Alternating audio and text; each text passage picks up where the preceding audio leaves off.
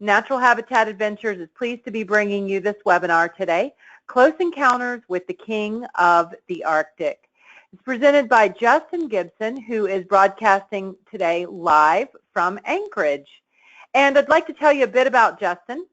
At the age of 8, Justin saw his first wild bear, and then more than 20 years later, his infatuation with all things ursine continues to grow. While attending the University of Alaska Anchorage, he spent summers as a ranger in Katmai National Park. He has since guided countless visitors to the Alaska wilderness for more than 12 years, and most recently, Justin has been guiding polar bear and northern lights expeditions in Churchill, Manitoba. And though his obsession with nature doesn't stop with bears, he's a self-described eco-nerd and is fascinated with wildlife, botany, microbiology, birding, glaciology, and scuba diving.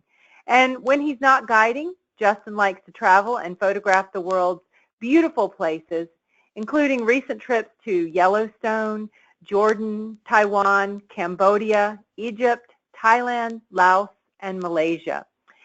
But today we're here to talk about the King of the Arctic. So, Justin, over to you. Hey, thank you very much, Jean. And welcome, everyone. Thanks for joining us today. I'm really excited to be presenting to you about not only one of my favorite animals, I am a little biased towards bears, of course, but one that is so incredibly vitally important to our planet, one that is an icon of the Arctic and the living symbol of conservation in the region. Indeed, in so many ways, a living symbol of the world as climate change becomes a bigger and bigger headline.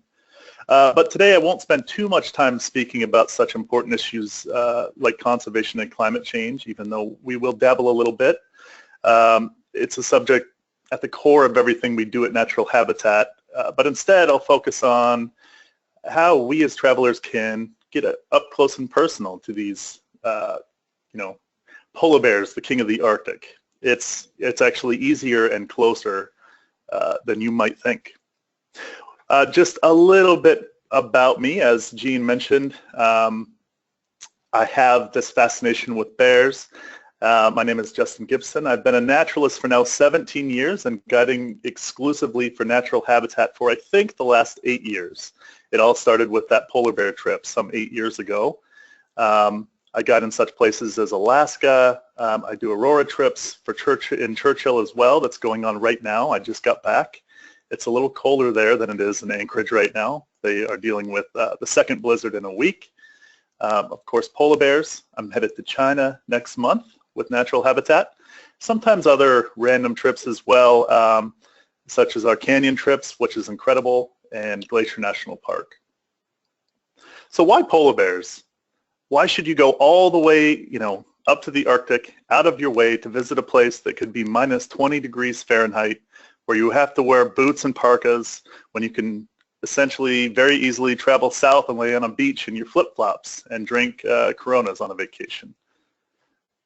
Well, for starters, humans have a fascination with wildlife. It speaks to our primal start, especially dangerous animals, animals that will not bend to our will. It allows us a connection to our formal selves, wild, not tethered to technology or politics or possessions.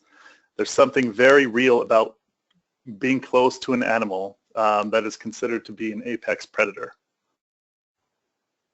And furthermore, polar bears are incredibly rare to view. There are very few places to see these incredible animals with any sort of regularity. They live in very inhospitable environments at the top of our world, so to speak. They hunt by ambushing seals on sea ice, meaning that someone who is hoping to see one of these white bears typically has to travel great distances.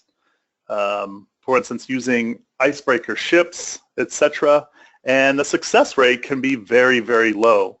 To see one bear on one of these icebreaker ships would be considered a great success. But our trips to Churchill, as you'll find out shortly, are by far and away the most productive place on Earth to see polar bears. and it has a very high rate of success for our travelers. These bears can be very human-like. They can stand bipedally, something not many other animals in the species in the animal kingdom practice. They are incredibly curious and intelligent. For anyone who watched the last webinar from my colleague Brad Josephs about our grizzly trip in Alaska, you might remember him saying something very bluntly, that he believes bears to be at least 4 times smarter than the smartest of dog species. And I tend to agree based on my observations. Given that intelligence and that curiosity, it affords a likeliness to us humans. They are goofy at times, like this traveler from last year. They're graceful. They're protective of their young. They have a very intense yet subtle nonverbal communication set, a very complex social structure. They are just simply fascinating to watch. And on top of everything else, they happen to be one of the most beautiful animals on our earth. Yes, they of course appear white and really blend in with their environment, but because their outer fur is actually hollow, they can actually appear even sunset orange during those magic hours of the day. So they are just simply stunning. You'll find yourself saying the same thing multiple times a day. You know, oh my God, they're just so beautiful. I go up there every year for 6 to 7 weeks for 8 years running, and every single day they just knock me flat on my butt. They're just so incredible. And of course, on top of everything else, they are, I would argue, the most proper icon of conservation and climate change. Despite what the head of the EPA might think, human-accelerated climate change is real. Traveling the globe, I found droughts to be larger, storms to be more intense, seas are rising faster than most climate models have previously thought. Everything is connected. For instance, a lack of snow in an Alaskan winter means moose are able to elude wolves easier, causing a dramatic decrease in predator populations. The spread of insect-borne diseases is increasing. Western forests in the U.S. have doubled their rate and size in the past 30 years, leading to increases in greenhouse gases emissions and habitat loss. While I promised I wouldn't dwell on climate change, it is impossible to talk about polar bears without mentioning it. Polar bears, by the way, are not considered endangered. They're not even considered threatened. Their numbers are actually very healthy. They're very large, but they are declining rapidly. There may be no other species in the world that is directly affected by climate change the way that the polar bear is. Certainly not an iconic animal. Polar bears are a perfect icon or mascot for the fight head. So this becomes a lot easier to understand if I were to tell you that about 90–95% of a polar bear's diet is seal fat. So they obviously cannot outswim a seal. They have to have annual sea ice to give them some sort of an advantage. And that advantage typically is the advantage of ambush. They use sea ice to hide themselves, stalk their prey, and survive strictly with the element of surprise. The less annual sea ice forms and stays from November to late August or September, the less polar bears cubs are born, causing that number of polar bears in a given subpopulation to decline steadily and steeply. In fact, multiple studies and climate predicting models suggest that 2/3 of these amazing polar bears could be gone by 2050, nearly all by 2100. So that's maybe why it's even more important to see polar bears now. The chance has never been better. It's an incredible time to go and see these polar bears, in Churchill especially. Okay, so now we've sort of unlocked part of the Churchill story. If a polar bear needs annual sea ice to hunt and survive, Churchill is the obvious choice for Western Hudson Bay bears to congregate to. So let's explore that just a little bit further. Every October, the start of our polar bear trips, the temperature in the subarctic reaches of northern Manitoba just plummet. Large storms bring in cold winds, blowing snows begin to change the landscape of Churchill. The sun begins to set earlier, and the living species prepare for that cold, dark winter ahead. So the landscape changes very, very dramatically, very quickly. But most importantly for the polar bears, fresh water starts to form ice, and that ice pumps directly into Hudson Bay. So if we were to look at this map a little more closely, particularly the yellow hue, this is depicting a massive amount of Canada's fresh water that dumps right into the Hudson Bay. That's a very large watershed. By the looks of it, more than half. Well, it's actually about 30%, which is still an incredibly large amount. So allow me to show you why that's important when we're discussing Churchill being the polar bear capital of the world. And bear with me, we'll get out of the science in just a second. Here's the second key to figuring it all out. This graph simply states that fresh water freezes at, well, 0 degrees Celsius, right up there on the left. But look at what happens when you add salinity, when you add salt. The temperature has to drop further the more salty the water. So at 30% salinity, which is roughly what Hudson Bay is, temperatures have to drop and maintain to about minus 22 degrees Fahrenheit or so. So if we go back to our watershed map for a quick second, we can now appreciate how much fresh water freezing at a much higher temperature can then affect ice formation as it flows into the bay. So basically that whole yellow hue there is one big ice factory, just pumping ice into Hudson Bay. That same watershed is pumping fresh non-frozen water into the bay and diluting that surface water of the bay itself. This graph simply depicts a major river, the Nelson, which is also in Hudson Bay, and a study that essentially says the surface water near the freshwater source is significantly less saline, meaning then that the surface water of and around Churchill is actually freezing at a higher temperature as well. And there's one more key as to why we are going to Churchill and why it's considered the polar bear capital of the world. It's just the most proficient place to view polar bears with regularity during October and November. All that ice that we've been talking about forming, that whole ice factory and entering the bay, or freezes near the freshwater watersheds, that same ice, remember, is what polar bears need to gain an advantage in the hunt for seals. Now, if you look to the far left, you'll notice a ledge where that ice would stack up because Hudson Bay actually has a counterclockwise motion. So you have all of this freshwater ice pumping into the bay and getting stacked up on that very first ledge, which happens to be where Churchill sits.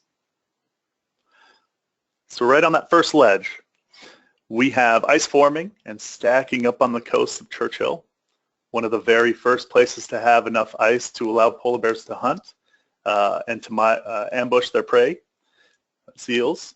The rest of the bay may take a month, maybe even longer, to allow bears the ability to ambush prey. So it takes a long time for that huge body of water to kind of, the surface water to freeze completely, enough for polar bears to go hunting. So that is what makes Churchill one of the most unique places in the world to view an apex predator with a great regularity. And polar bears, through intuition and learned behavior and an incredible sense of smell, know that Churchill is the place to be. So they congregate on the shores of Hudson Bay and allow us to view them safely. From polar rovers, our adventures are centered around time spent on the tundra with these bears. So each day we head out on these polar rovers, and well, let me tell you folks, these machines are just incredible. We'll get into a little bit more about those rovers in just a little while. But no place on earth is like this, where you can get this close to a wild polar bear. So close that sometimes actually you need a wide-angle lens to view these bears. Pretty incredible. So our polar bear trips always start in Winnipeg, and it's truly, believe it or not, Churchill is about, to view bears is about 6 hours of flight time from Chicago. When you put it in those terms, it's actually pretty alarming. So your first stop on any natural habitat Arctic Churchill adventure will be the city of Winnipeg. It's a really beautiful city, and I always recommend to people to go in, a day or two early and really explore the city a little bit. Maybe even get on one of our after or our extra day programs. Here you'll get fitted with Arctic boots and a parka. That allows you to travel lighter, so you don't have to bring that huge, gigantic coat and those clunky boots. You can just get them right at our hotel that we stay at, or we'll stay at as a group. And you'll find that, we really have tried to make this the most comfortable and seamless operation that the Arctic has to offer.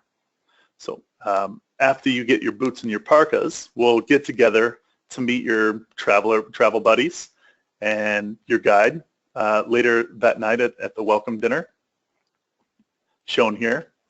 It's important for us to answer your final questions and to meet one another, but I think any guide should be getting you so excited that you have a hard time sleeping that night, sort of like a kid on Christmas Eve. It really is a truly special thing.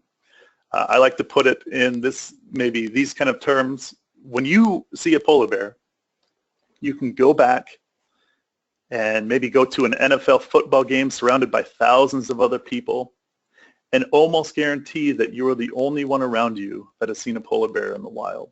It's a really, really incredible, special thing to be able to do. Of course, that next morning we'll start our journey to Churchill.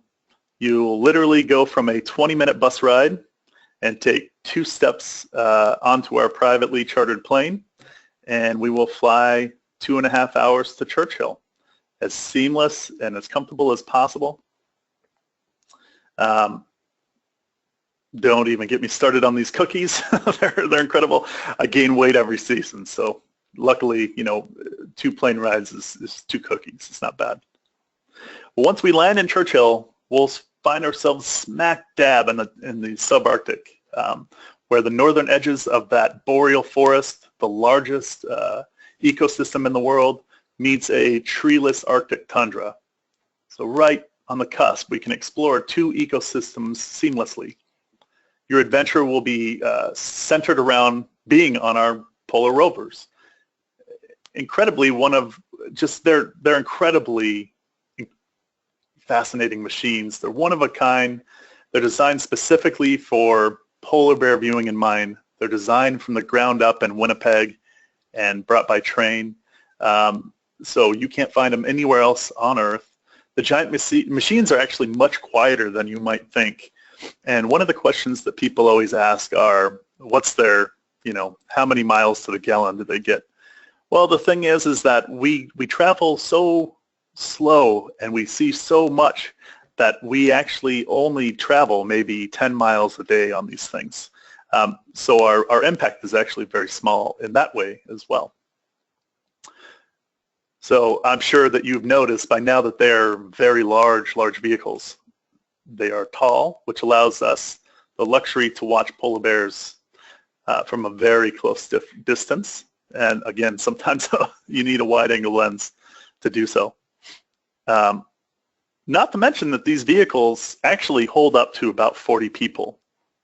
And while that's great, again, part of our NetHab tours is that we want to make sure that you're comfortable and you're not missing shots.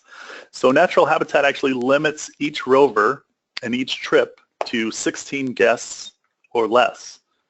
This allows everyone a window seat with plenty of room for photo gear that you might have brought along. It's a really comfortable thing. Everyone has their own window. We share very well. And bears roam the tundra, and our days are basically spent similar to, you can think of an African safari as we search for wildlife.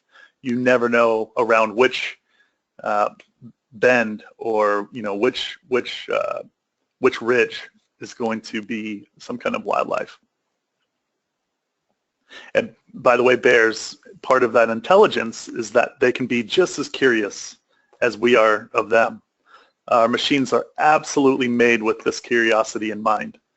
The back of each Rover has a large graded deck to get up close and personal with any bear that might want to grace our presence.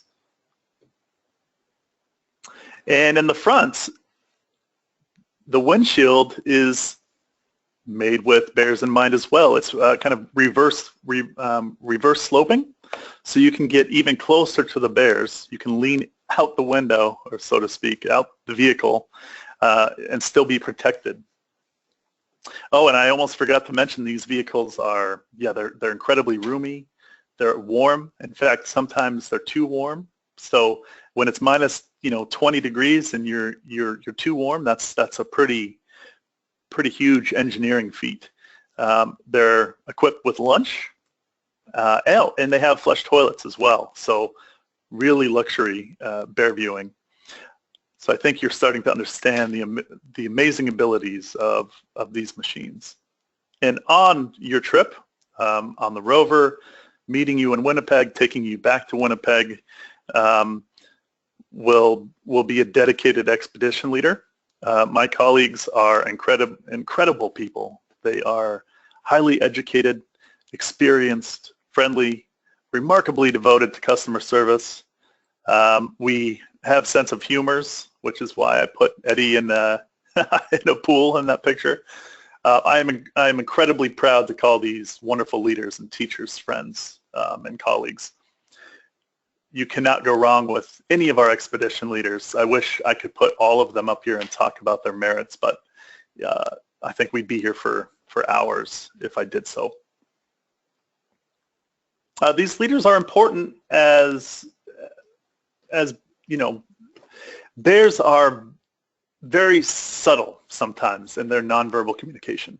So it takes an expert to sift through and interpret for you what exactly you may be seeing, like cooperative sparring, potentially seeing moms and cubs, or even a giant male as he circles us to gain a better advantage using wind direction. But think of our time on the Tundra not as just a bear viewing opportunity. Think of it more as a northern Arctic safari. There's always a chance to see other amazing species as well. Snowy owls sometimes, ptarmigan on the right, top right, Arctic foxes, red foxes, gyrfalcons, which are the largest falcons species in the world, are all Arctic animals that are really hard to find, and they're rare just simply because the Arctic is so hard to get to. So we really like to consider these excursions to be kind of Arctic safaris. All of these animals have their own survival stories, their own interpretation to be given about them. Oh, well, we can't forget to mention the possibility of seeing Aurora, Northern Lights. Churchill sits smack dab in the Aurora Oval, making it very, very productive. I mentioned briefly that we have Aurora tours going on in Churchill right now, and that's simply because it's one of the best places in the world to see Aurora. That being said, one of the things that we absolutely have to have for Aurora would be clear skies. And the fall trips, or the polar bear trips, are, they're difficult to predict with a very dynamic weather system in play. In my experience, about 40% of our polar bear trips get the chance to see Aurora, which is really not bad for a polar bear journey. And you can always, keep hope that one of these nights would be clear. And it happens often. It happens often. Now, with that said, we were there to be in polar bear country, obviously. We have come up with 7 different trips to really explore the subarctic. and give you, excellent chances to see polar bears.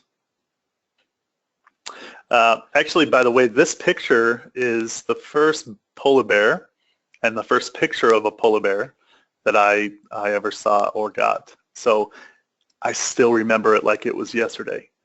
These bears just do something to you. They're really incredible. Anyway, the first adventure I'll mention is our flagship polar bear expedition, our 6 or 7 day classic polar bear trip based in hotels in the town of Churchill.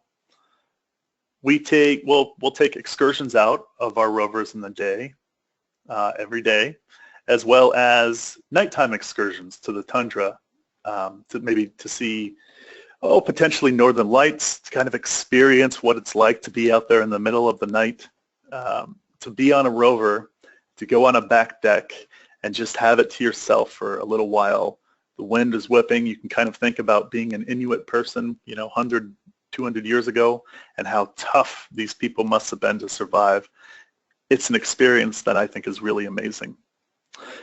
We'll also have a great chance to learn about, Churchill's history, the fur trading, and of course the incredible rich culture of the First Nation communities that call Churchill home. And so this is the first, this is our specialized polar bear photography adventure trips, and they're based in town, and they're focused on spending additional time out with the bears. They're led by highly specialized professional photographers and expedition leaders. There are just certain challenges in a northern environment to taking photos. White bears on a white background, maybe lower light conditions. You don't always want to use a zoom lens. Sometimes you want to use a wide angle lens, or if the northern lights come out, it's always very helpful to be on one of these photo trips to maybe use that, that opportunity to take photos on that, of the Aurora. But these trips aren't aimed directly and strictly at photo buffs. They're also for those of you who just want to learn a little bit more about photography.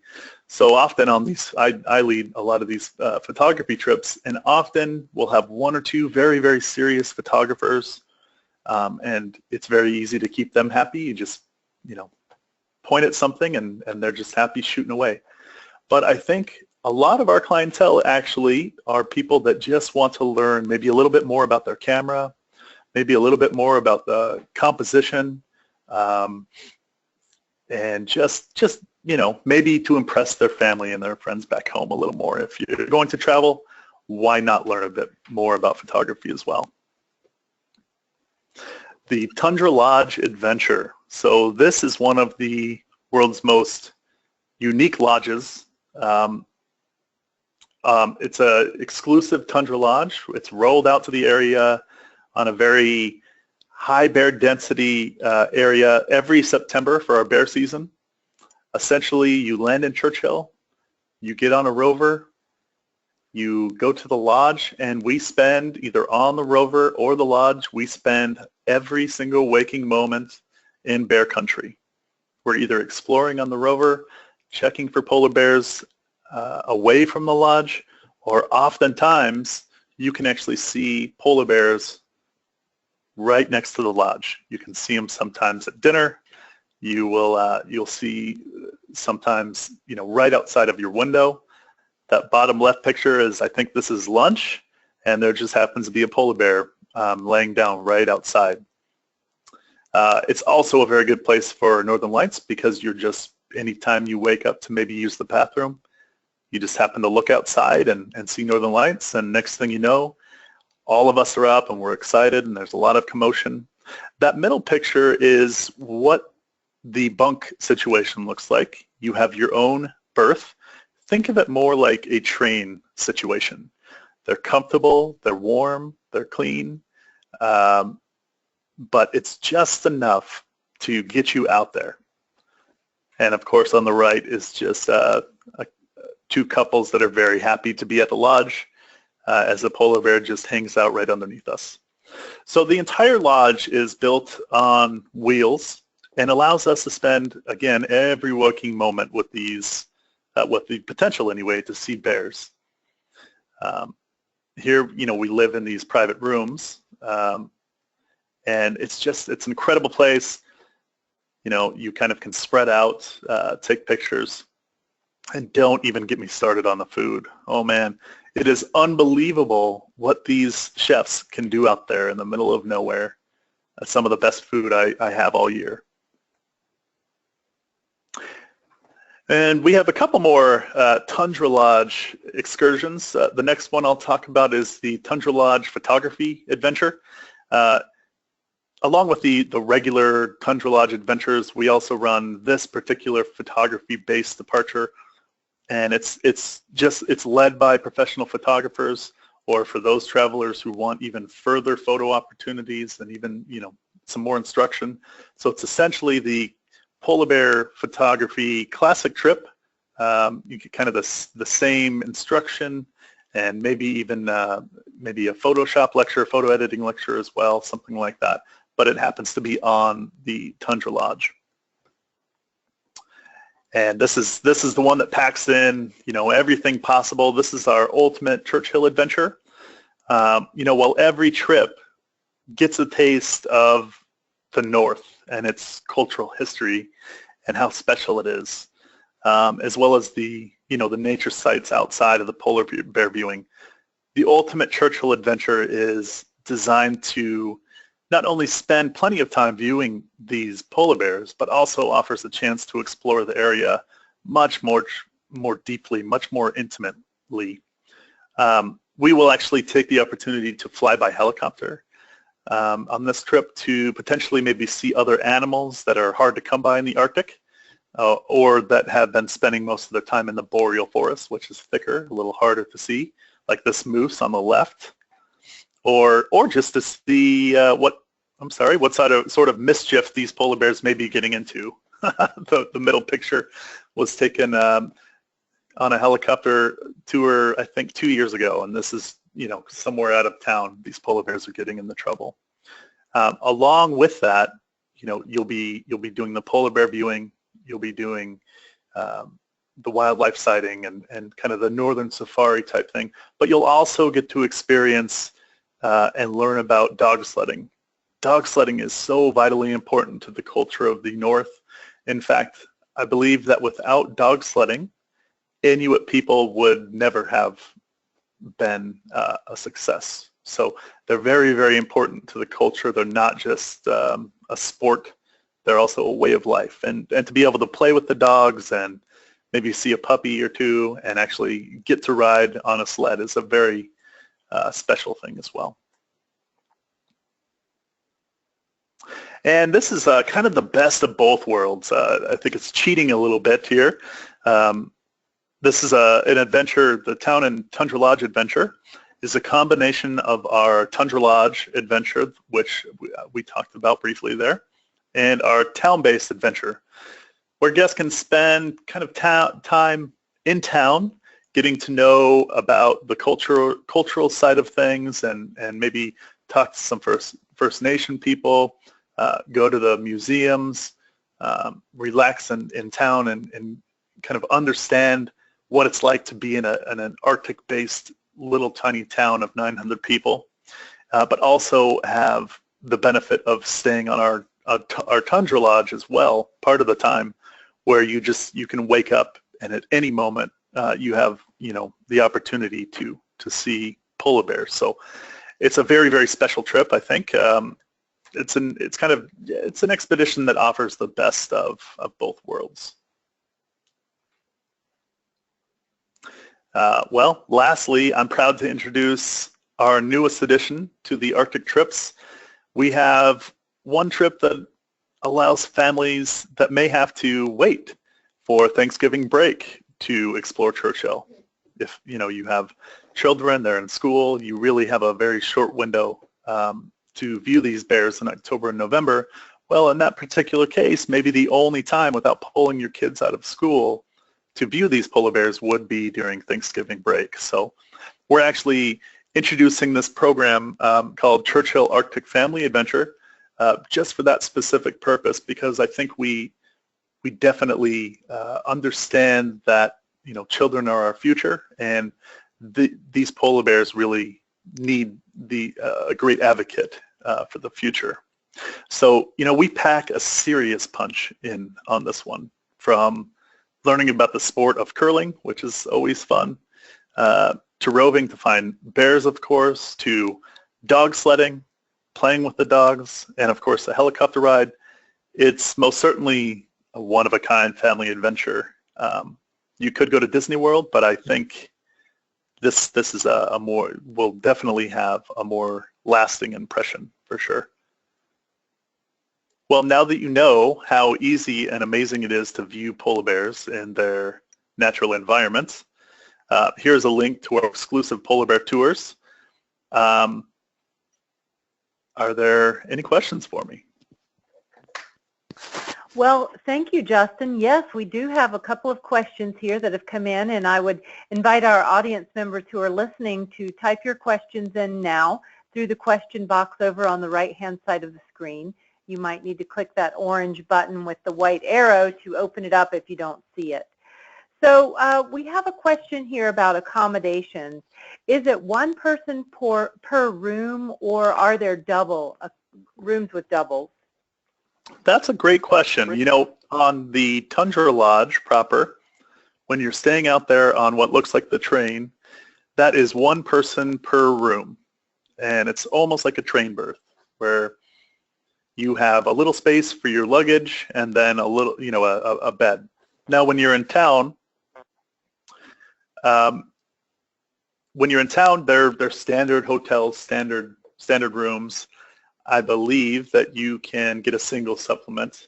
You'll have to talk to the sales staff a little bit more about that, for sure. But, you know, in town, there are a lot more options as far as the different types of accommodations. Okay, thank you. Let's see here. It says, another question we have, it says, it doesn't appear that there's a ton of snow to deal with. If you're traveling in early November, what should you expect? Will there be a lot of snowfall?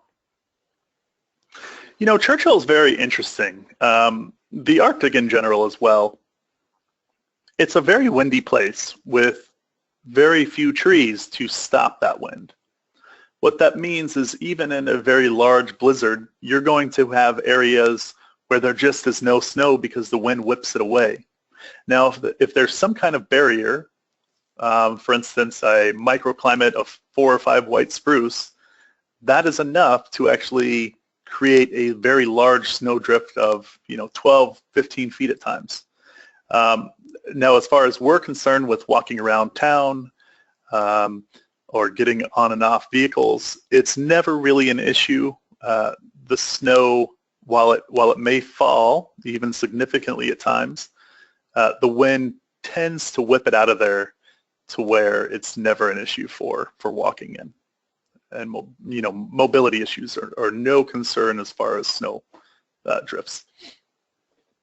Okay, great, thank you. And for those who may be interested in photography, what are your recommendations for camera lenses? How many should you bring, and what size? Oh, I knew this question would come up. Well, you know, this is if you look at the picture that's on there now, Jackie is a traveler that I've been with a couple of times now. That polar bear is right underneath our Rover. So if you had a 300 millimeter or even a 70 to 300 millimeter lens, it would be too much unless you were just trying to get a nose or an eyeball or maybe the claws, which are also very, you know, they could be very interesting shots. So I think it's very important to have a few lenses, or at least 2 lenses. I would say a wide angle lens is a very nice thing to have, especially, you know, a wide angle lens is the only way you'll get Aurora photography as well. So that's a very important lens to have. And then something like a 70 to 300, even 70 to 200 range is really all you need. These polar bears are incredibly curious, and while I can't say that for sure they will come as close as that bear is to Jackie, it happens very frequently. Very often this happens. Okay. Then just following up on that, would you suggest a tripod or a monopod? You know, tripods, you're dealing with, you know, up to 15, 16 people on a deck. Two things, they tend to get in the way a lot. And when you have your camera on a tripod and you're walking on a vehicle, any little movement, any little footstep will cause your camera to shake because the tripod doesn't absorb, it's not a very good shock absorber like your body is. So I actually recommend just hand holding it. And we also have bean bags on these Rovers. So if you really want to use a bean bag and stabilize it that way, you certainly can. A tripod can be a very good thing though if you are hoping to get lucky with, you know, northern lights. So it can be used for northern lights, of course. And if you are really wanting to, at least hoping to get one of those shots, yeah, you can bring a tripod. Just knowing that you won't be using it a whole awful lot, just in case the Aurora Borealis comes out. Okay. And then one last camera question, photography question, regarding the weather and how it affects the camera. Is there anything that we should be aware of or precautions that should be taken? Yeah, that's a great question. When it's very, very cold, when it's minus 40 degrees Fahrenheit, Celsius are the same there, yes, you do have to take precautions. If you bring your camera outside to take pictures for more than 5-10 minutes and go back in to a place that's incredibly warm, your camera will fog up, and then you're left with waiting for it to unthaw itself. The beautiful thing about these Rovers, however, are that if everyone is excited and they go outside to take pictures, all of a sudden the temperature in the Rover drops enough. It's not cold, but it drops enough to where it's a very slow process of your camera warming back up. So in this October, November time period, I don't recall in 8 years ever having a problem with my camera freezing up. The one thing I will tell you for sure is to bring extra batteries, because in this cold environments, number one, you're going to be shooting a lot of pictures will be going off.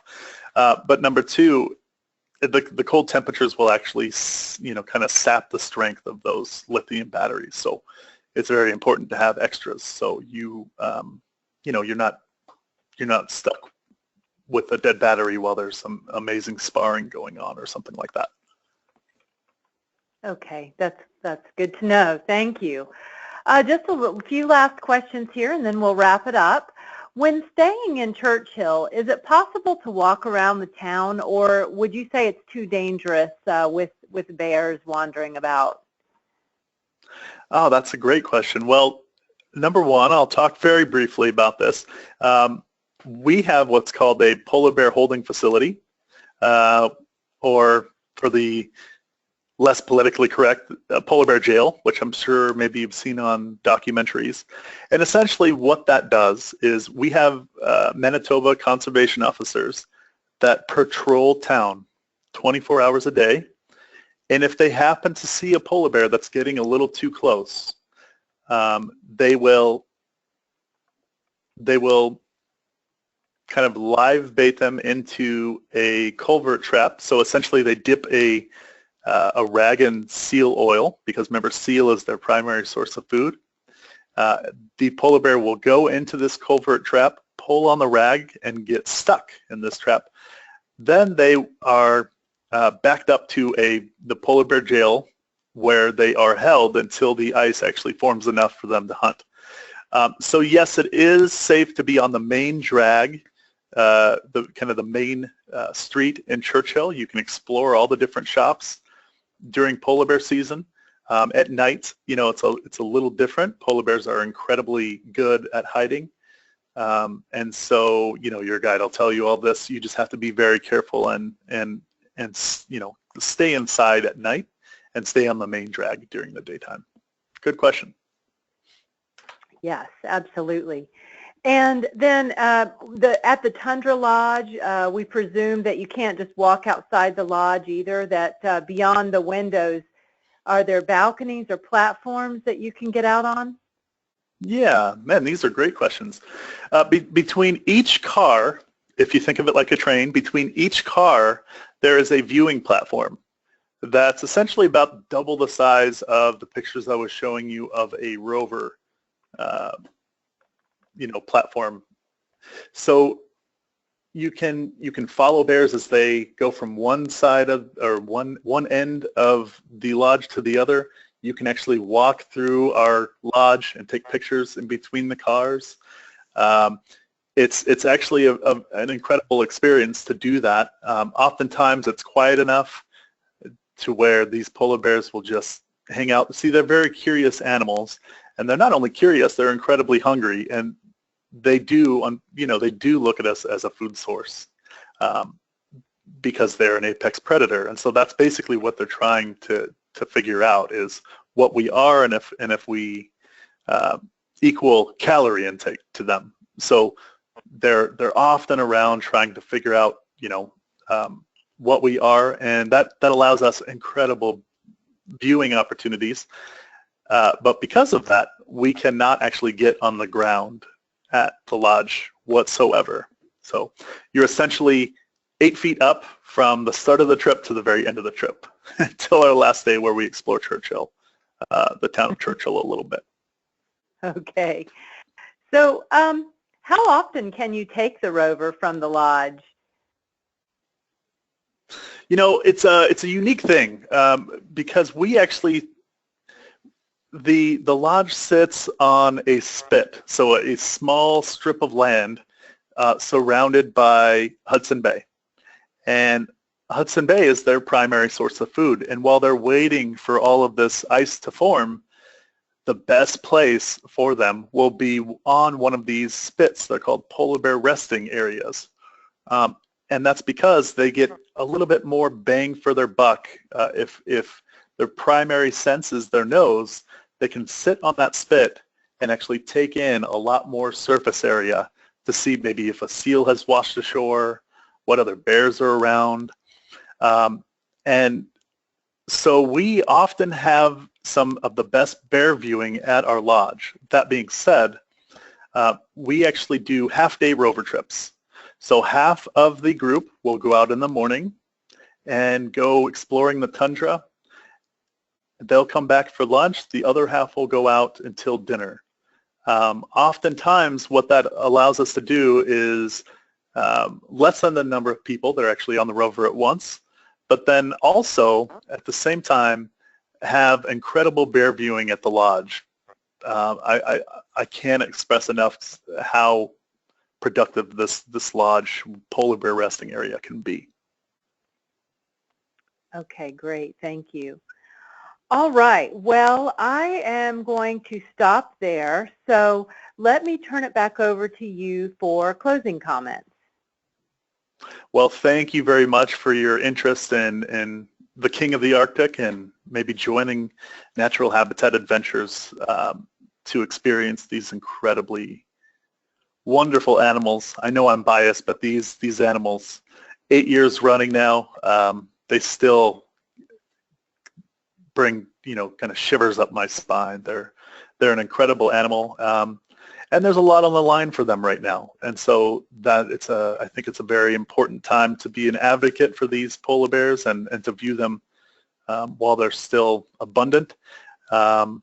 And well, just thank you for sharing an hour of your life with me today, and I look forward to, if not guiding you personally, then maybe meeting you in the Boots and Parkas room in Winnipeg.